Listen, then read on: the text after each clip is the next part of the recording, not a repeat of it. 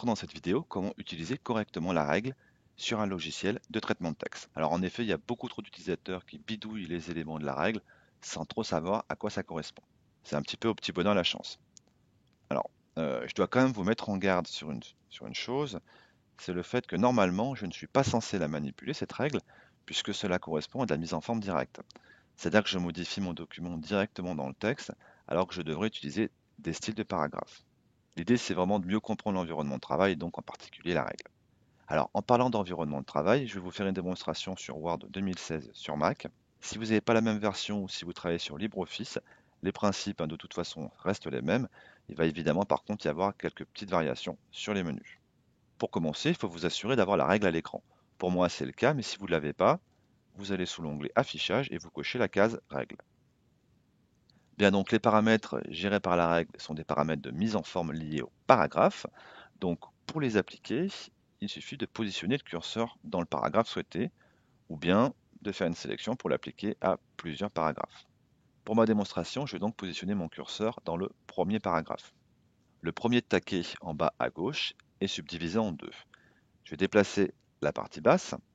Ce taquet permet de régler le retrait à gauche de mon paragraphe. Vous remarquerez que le taquet supérieur se déplace en même temps. Si j'attrape mon taquet cette fois-ci par la partie haute, vous voyez que le taquet supérieur est dissocié. Donc là, c'est vraiment l'utilité de cette séparation à l'intérieur du taquet. On va retrouver l'équivalent à l'autre extrémité de la règle, mais cette fois-ci pour le réglage du retrait à droite. Alors, le dernier taquet, donc le taquet supérieur, quant à lui correspond au retrait de première ligne. Il ne concerne donc que la première ligne de mon paragraphe. C'est ce qui me permet, par exemple, d'ajouter un alinéa. Maintenant, si je vais dans les paramètres de mon paragraphe, avec un clic droit puis avec l'option paragraphe, je vois bien que je retrouve les paramètres que j'ai définis directement sur la règle. Alors donc on a vu que cette règle me permet de gérer les retraits de paragraphes, mais pas seulement, elle permet également de régler les marges du document.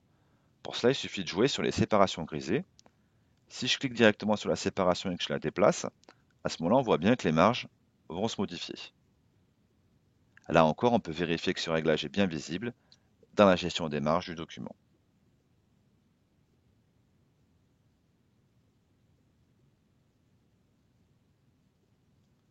Puis alors là, je vous ai montré les modifications des marges à gauche et à droite, mais on peut également modifier les marges en haut et en bas, cette fois-ci avec la règle verticale.